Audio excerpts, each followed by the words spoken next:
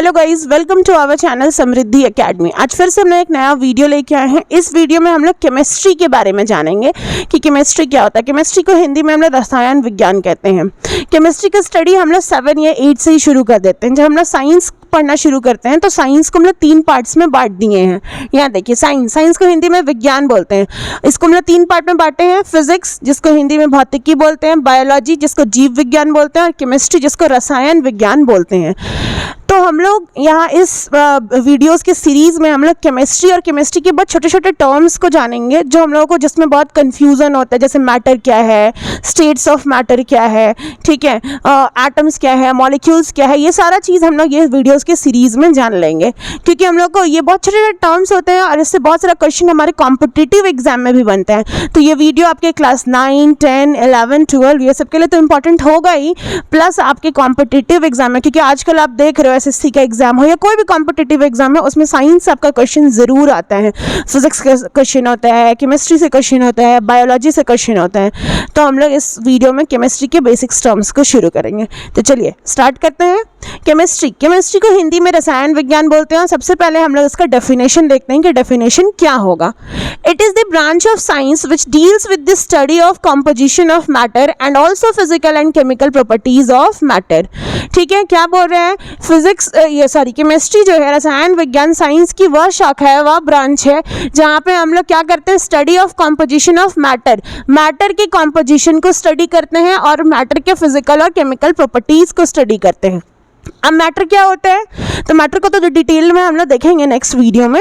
अभी आप बेसिक इतना जानो, मैटर हम लोग पढ़ते आ रहे हैं। एनीथिंग हमारे यूनिवर्स में कुछ भी है जिसका वेट है, जिसका मास है और वो कुछ स्पेस घेर रहा है, कोई सम स्पेस ऑक्यूपाई कर रहा है, तो उसको हम लोग क्या बोलते हैं? मैटर बोलते हैं। तो हमारे आसपास देख सकते हो बहुत सारा मैटर है। तो ये जो मैटर है उसका कॉम्पोजिशन क्या है और उसका physical and chemical properties, physical properties की वो देखने में कैसा है, उसका कलर कैसा है, उसका शेप कैसा है, साइज कैसा है, ये सब। और केमिकल कॉम्पोजिशन मतलब वो किस चीज़ से बना हुआ है या कैसा रिएक्शन वो करता है। ये सारा चीज़ का स्टडी हम लोग कहाँ करते हैं? केमिस्ट्री में करते हैं। ठीक है, ये आगे केमिस्ट्री अगर हम लोग देखें कि केमिस्ट्री जो वर्ड है वो कहाँ से डिराइव हुआ है, तो chemistry derive from Egyptian word, जिसको हिंदी में मिश्र शब्द भी बोल सकते हैं हम लोग। और वो इजिप्शियन वर्ड कौन है? कीमिया से डिराइव हुआ। और कीमिया का मतलब होता है ब्लैक कलर। तो इजिप्ट के लोग ब्लैक कलर को केमिस्ट्री का नाम दिए थे। ठीक है, initially study of chemistry is known as chemi taking. शुरुआत में केमिस्ट्री की स्टडी को हम लोग केमी टेकिंग कहते थे।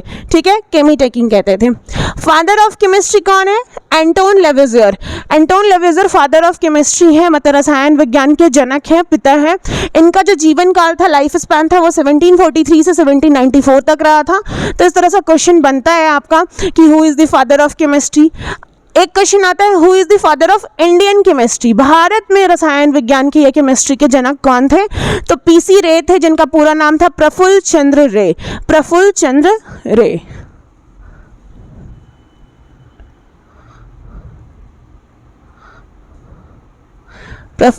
रे। ठीक है, एक क्वेश्चन और आता है, विज्ञान का विज्ञान किसे कहते हैं? विज्ञान का विज्ञान, साइंस ऑफ साइंस किसे कहते हैं? तो साइंस ऑफ साइंस यानी कि विज्ञान का विज्ञान हम केमिस्ट्री को ही कहते हैं। क्योंकि अगर आप किसी भी फील्ड में जा रहे हो, बायो में, फिजिक्स में, कोई भी चीज़ आपको बनाना है तो आपको केमिस्ट्री की मदद लेनी ही पड़ेगी। आप मेडिकल फील्ड में चले जाओ, आप बायोकेमिस्ट्री में चले जाओ, आप डिटर्जेंट्स बना रहे हैं, हम लोग अगर कॉस्मेटिक प्रोडक्ट बना रहे हैं, तब भी हम लोग को क्या चाहिए? केमिकल कॉम्पोजिशन, मतलब केमिस्ट्री का यूज़ होगा ही होगा। इसलिए विज्ञान का विज्ञान हम रसायन विज्ञान को कहते हैं। ब्रांचेस ऑफ केमिस्ट्री मतलब रसायन विज्ञान की शाखाएं, बहुत सारी शाखाएं हैं, लेकिन कुछ इंपॉर्टेंट जो ब्रांचेस है उसको हम लोग देख लेते हैं। वो है आपका ऑर्गेनिक केमिस्ट्री, जिसको हिंदी में आप कार्बनिक रसायन विज्ञान कहते हैं। इनऑर्गेनिक केमिस्ट्री, जिसको हिंदी में अकार्बनिक रसायन विज्ञान कहते हैं। नेक्स्ट थर्ड है फिजिकल केमिस्ट्री, जिसको भौतिक रसायन विज्ञान कहते हैं। फोर्थ है एनालिटिकल केमिस्ट्री, जिसको हिंदी में विश्लेषणात्मक रसायन विज्ञान कहते हैं। एंड लास्ट है बायोकेमिस्ट्री, जैव रसायन विज्ञान। बायोकेमिस्ट्री बहुत ही कॉमन है, आप बहुत सुने भी होंगे। और 11-12 में जब आप केमिस्ट्री का स्टडी करोगे तो आपका जो किताब होगा वो 3 पार्ट में बढ़ता है, organic, inorganic and physical chemistry. इसके अलावा बहुत सारी सब ब्रांचेज हैं, जैसे agro chemistry, geo chemistry, forensic chemistry, coordinate chemistry, बहुत सारे ब्रांचेज हैं, लेकिन ये मेन 5 आपका ब्रांचेज हैं। ठीक है, इंपॉर्टेंस ऑफ केमिस्ट्री, रसायन विज्ञान की क्या क्या यूजेस है, क्या क्या उसका महत्व है। तो बहुत सारे फील्ड में हमें केमिस्ट्री का यूज़ पड़ता है, हमारे डे टू डे लाइफ में हम लोग केमिस्ट्री का बहुत सारा यूज़ करते हैं। चलिए देखते हैं हम लोग। जैसे पहला है इन एग्रीकल्चर एंड फूड। अब एग्रीकल्चर और फूड में किस तरीके से केमिस्ट्री का यूज़ होता है, कैसे हम लोग रसायन विज्ञान का यूज़ करते हैं। अब मान लीजिए आप जब खेती कर रहे हैं या किसान जो है खेती कर रहा है, वो क्या करता है, अपनी मिट्टी का जो फर्टिलिटी है, उर्वरक क्षमता है, उसको बढ़ाने के लिए क्या करता है, उसमें पेस्टिसाइड नहीं सॉरी मैन्योर्स और फर्टिलाइजर्स मिलाता है। अब ये फर्टिलाइजर्स कैसे बने हैं, केमिकल्स की मदद से, केमिस्ट्री आ गया। अगर पेस्टिसाइड, उसको कीड़े मकोड़े से बचाना है तो हम लोग पेस्टिसाइड, इंसेक्टिसाइड, फंगीसाइड ये सब मिलाते हैं, वो भी किससे बना है, केमिस्ट्री से। अब बहुत सारा फूड आइटम जो आप बना रहे हो, आप उसको स्टोर कर रहे हो, प्रिजर्व करके रख रहे हो, तो उसमें प्रिजर्वेटिव्स मिलाते हैं, तो ये सारे प्रिजर्वेटिव्स कैसे बने हैं, केमिस्ट्री से। तो इस तरीके से एग्रीकल्चर और फूड में केमिस्ट्री का यूज़ होता है। ठीक है। दूसरा है in health and sanitation. Health industry में, मेडिकल इंडस्ट्री में इतनी सारी दवाइयाँ बन रही हैं, बहुत सारे लाइफ सेविंग ड्रग्स बन रहे हैं, कैंसर है, एड्स है, ऐसी बहुत सारी डेंजरस बीमारी हैं जिनसे लड़ने के लिए हमारे पास कोई मेडिसिन्स नहीं था। लेकिन जैसे जैसे केमिस्ट्री का डेवलपमेंट हुआ तो हमने बहुत सारा मेडिसिन्स, बहुत सारे इंजेक्शंस, वैक्सीन्स, अभी कोविड आया, कोविड का वैक्सीन्स हमने डेवलप किए। किसकी मदद से, तो केमिस्ट्री की मदद से, केमिकल्स की मदद से। अगर केमिस्ट्री का डेवलपमेंट नहीं होता, हमें केमिस्ट्री के बारे में, केमिकल्स के बारे में नॉलेज नहीं होता, तो हम इतने सारे मेडिसिन्स को नहीं बना सकते थे। बहुत सारे हम लोग ये डिटॉल है, मतलब ये आपका एंटीसेप्टिक लिक्विड जिसको हम लोग बोलते हैं, ठीक है, या फिर सैनिटाइजर्स वगैरह हो गया, सैनिटेशन मतलब क्लीनिंग के लिए भी हम लोग बहुत सारा चीज़ बनाते हैं, डिटर्जेंट्स है, सर्फ्स है, ये सब कुछ हम लोग बना रहे हैं। सब कुछ कैसे बन रहा है, तो केमिस्ट्री की मदद से ही बन रहा है। ठीक है। नेक्स्ट है सेविंग द इन्वायरमेंट। ये तो एक इसका पहले दूसरा एस्पेक्ट देखना पड़ेगा, क्योंकि ये आपका ये दोनों ही वे में, पॉजिटिव और नेगेटिव वे में आप केमिस्ट्री को ले सकते हो इन्वायरमेंट से रिलेटेड। अगर देखें इसका नेगेटिव इम्पैक्ट, तो इतना इंडस्ट्रियलाइजेशन हुआ है, फैक्ट्रीज बनाए, और हम लोग बहुत सारा क्या कर रहे हैं, स्मोक्स, डस्ट पार्टिकल, गंदगी निकाल रहे हैं, धुआं निकाल रहे हैं, बहुत सारे पॉल्यूटेंट्स निकाल रहे हैं, जिससे हमारा इन्वायरमेंट क्या होते जा रहा है, पॉल्यूट होते जा रहा है। जैसे एयर पॉल्यूशन, वाटर पॉल्यूशन हो रहा है। अब इससे बचने के लिए भी हम लोग क्या कर रहे हैं, इसका सब्स्टिट्यूट ढूंढ रहे हैं। तो वो सब्स्टिट्यूट भी आप कहाँ से ढूंढ रहे हो, केमिस्ट्री की मदद से। तो एक तरीके से केमिस्ट्री का गुड इम्पैक्ट भी है हमारे इन्वायरमेंट पे, और बैड इम्पैक्ट भी है। बैड इम्पैक्ट से बचने के लिए हम लोग उसका गुड इम्पैक्ट को एनहांस किए।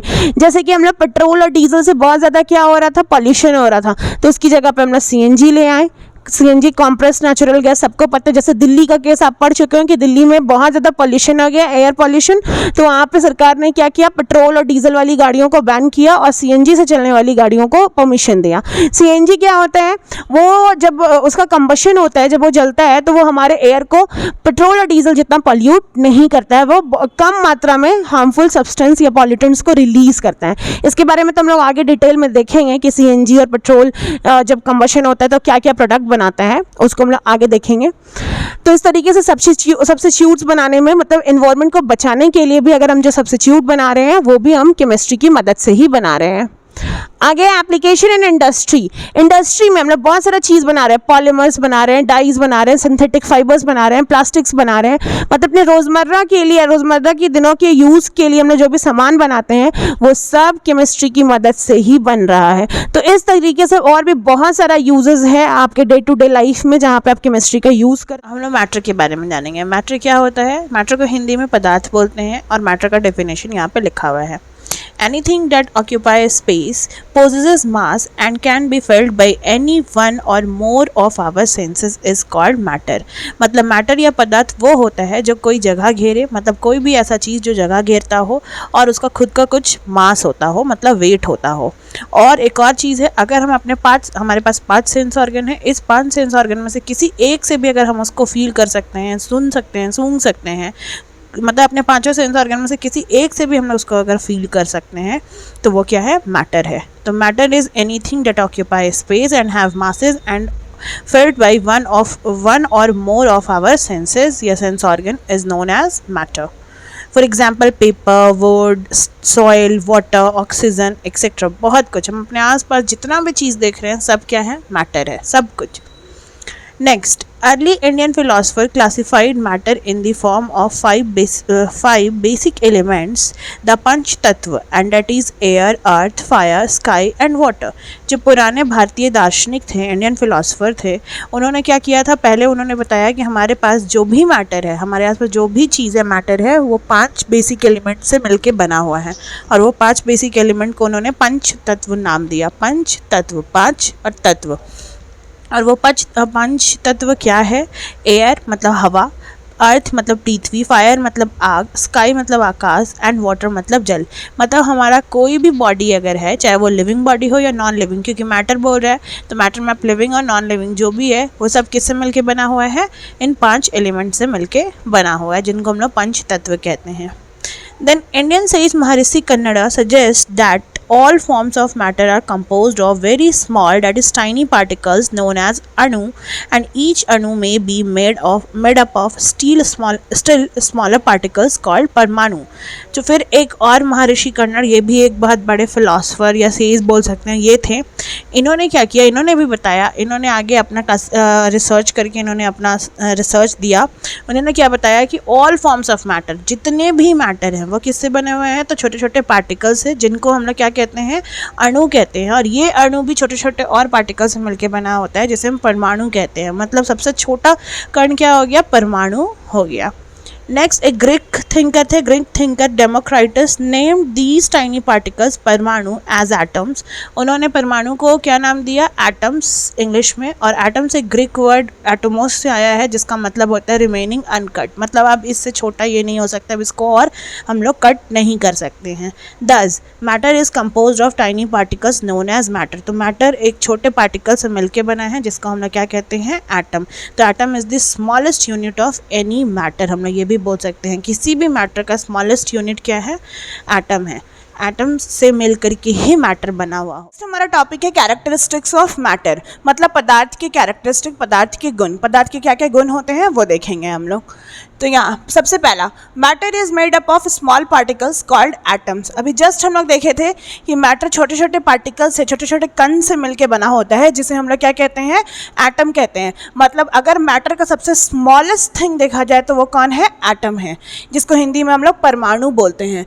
तो पदार्थ के सबसे छोटे कण को हम लोग क्या कहते हैं? परमाणु कहते हैं. और इंग्लिश में इसी को हम लोग क्या कहते हैं? एटम्स कहते हैं.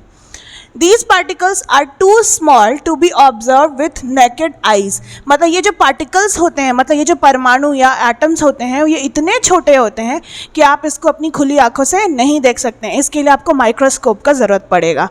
ठीक है. Next, these particles are constantly moving. ये जो पार्टिकल्स होते हैं जिनसे कोई भी मैटर बना हुआ होता है, वो कॉन्स्टेंटली मूव करते रहता है. ठीक है.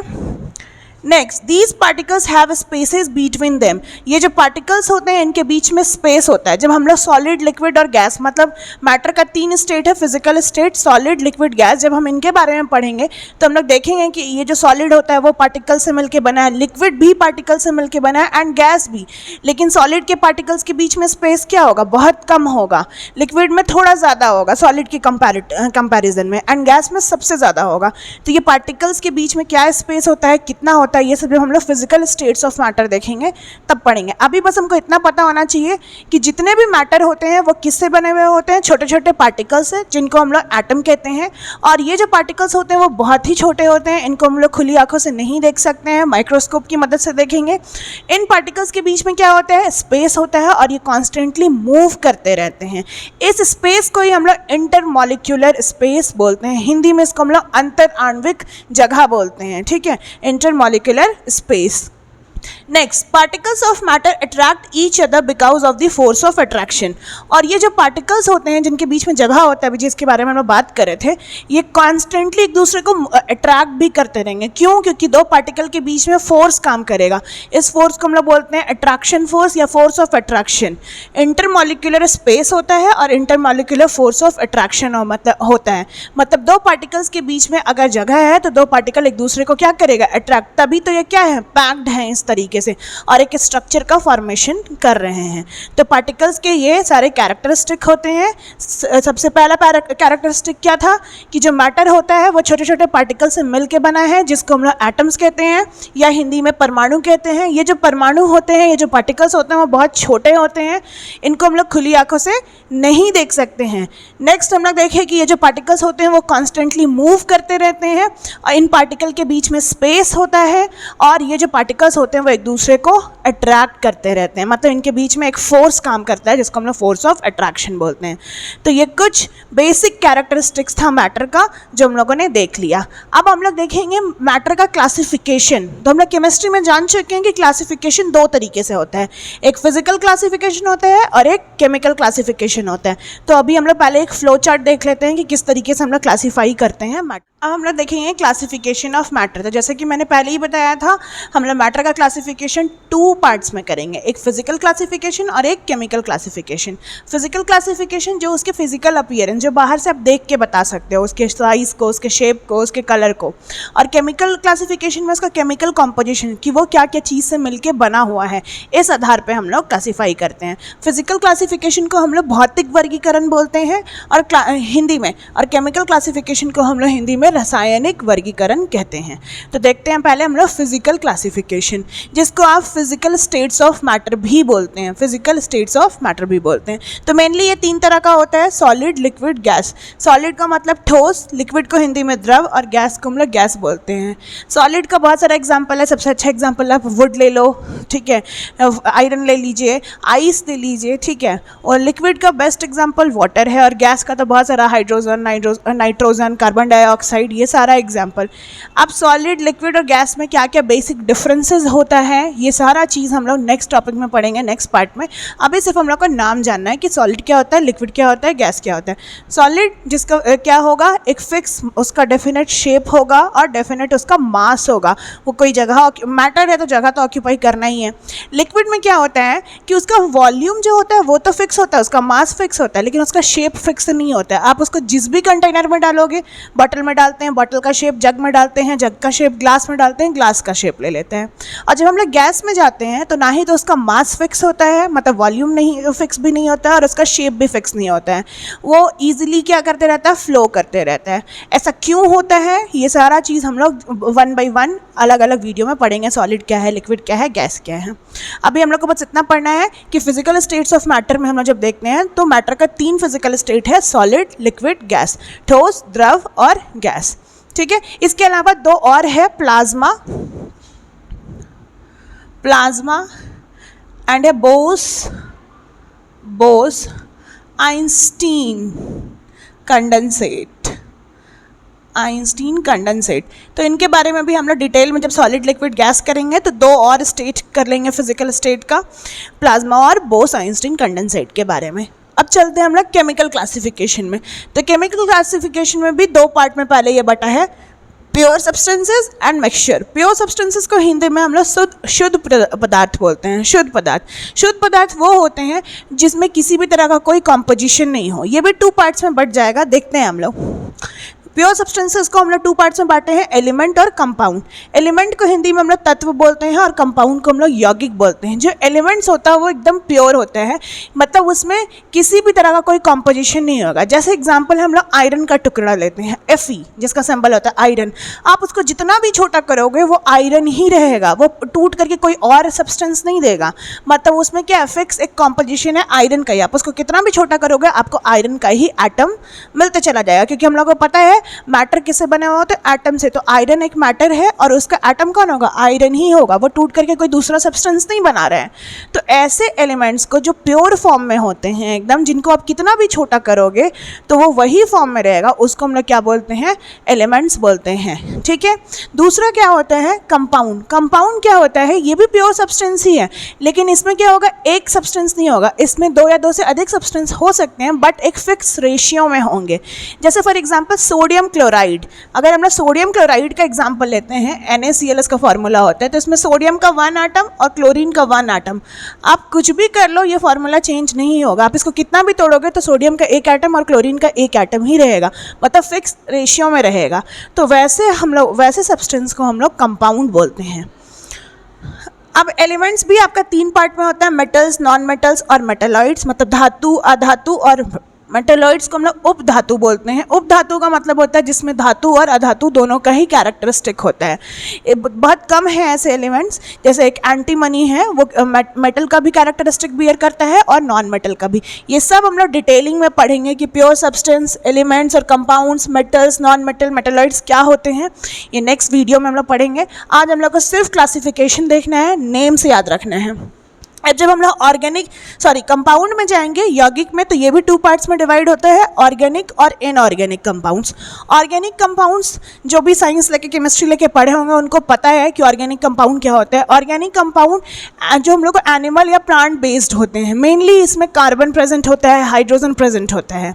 इनके अलावा जो भी मिनरल्स, और भी बहुत सारे मिनरल्स हैं, वो सारे मिनरल्स अगर प्रेजेंट हैं, मिनरल बेस्ड जो होगा वो इनऑर्गेनिक होगा, और प्लांट और एनिमल बेस्ड जो होगा कंपाउंड वो ऑर्गेनिक होगा। अब ऑर्गेनिक और इनऑर्गेनिक बहुत डिटेलिंग है, इसको भी हम लोग नेक्स्ट वीडियो में देखेंगे। नेक्स्ट है मिक्सचर्स। मिक्सचर सब लोग जानते हैं, मिश्रण को हम लोग हिंदी में मिक्सचर को मिश्रण कहते हैं, और अपने डे टू डे लाइफ में बहुत सारा मिक्सचर देखते हो, ठीक है। लेकिन मिक्सचर भी 2 पार्ट्स में डिवाइड होता है, होमोजीनियस और हेट्रोजीनियस। होमोजीनियस को हिंदी में समांगी मिश्रण और हेट्रोजीनियस को हिंदी में विषमांगी मिश्रण बोलते हैं। इसमें क्या अंतर होता है? होमोजीनियस मिक्सचर ऐसा मिक्सचर होता है जिसमें जो सॉल्यूट और सॉल्वेंट का जो आपका कॉम्पोजिशन है वो पूरे सॉल्यूशन में क्या होगा, through out the solution uniform रहेगा। फॉर एग्जाम्पल, अगर हम लोग शरबत का एग्जाम्पल लेते हैं, हम लोग शुगर सिरप बनाते हैं, शुगर सॉल्यूशन अपने घर पे, पानी लेते हैं, उसमें चीनी घोलते हैं, ये शरबत बनाए, तो ये जो चीनी होता है उस पानी में पूरा यूनिफॉर्मली डिस्ट्रीब्यूट होता है, क्योंकि आप उसका फर्स्ट घूंट भी पियोगे तब भी मीठा लगेगा, नेक्स्ट पियोगे तब भी मीठा लगेगा, मतलब चीनी क्या हुआ, यूनिफॉर्मली डिस्ट्रीब्यूट हो गया है पानी में। तो इस तरह का मिश्रण को, इस तरह के मिक्सचर को हम लोग होमोजीनियस मिक्सचर बोलते हैं। लेकिन जब हम लोग हेट्रोजीनियस का लेते हैं तो उसमें नॉन यूनिफॉर्म डिस्ट्रीब्यूशन होता है। नॉन यूनिफॉर्म डिस्ट्रीब्यूशन जैसे कोलॉइड्स का एग्जांपल आप ले सकते हैं, एलॉयज का एग्जांपल ले सकते हैं। फॉर एग्जांपल, अगर हम लोग बालू को पानी में घोलते हैं तो बालू नीचे जाके बैठ जाता है, या चॉक पाउडर का एग्जांपल, चॉक पाउडर पूरा यूनिफॉर्मली पानी में डिस्ट्रीब्यूट नहीं होता है। तो इस तरह का मिक्सचर को हम लोग हेट्रोजीनियस मिक्सचर बोलते हैं। तो अब डिटेलिंग में होमोजीनियस क्या होता है, हेट्रोजीनियस, इसके भी टाइप्स हैं, इसके अंदर भी हम लोग पढ़ेंगे कोलॉइड्स क्या है, एलॉयज क्या है, सस्पेंशन क्या है, सॉल्यूशन क्या है, ये सारा चीज़ हम लोग पढ़ेंगे। इस वीडियो में सिर्फ हम लोगों ने क्लासिफिकेशन देखा है, तो हम लोगों को नाम याद रखना है। तो इस चैप्टर में, इस वीडियो के फर्स्ट पार्ट में हम लोगों ने क्या क्या देखा, मैटर के बारे में हम लोग जानेंगे। सबसे पहले तो हम लोग केमिस्ट्री के बारे में जाने, बेसिक नॉलेज हम लोग केमिस्ट्री का लिए, और इसका सबसे बेसिक टर्म होता है मैटर, जिसके बारे में हम लोगों ने जान लिया मैटर क्या होता है, उसका कंपोजिशन क्या है, उसका क्लासिफिकेशन क्या है।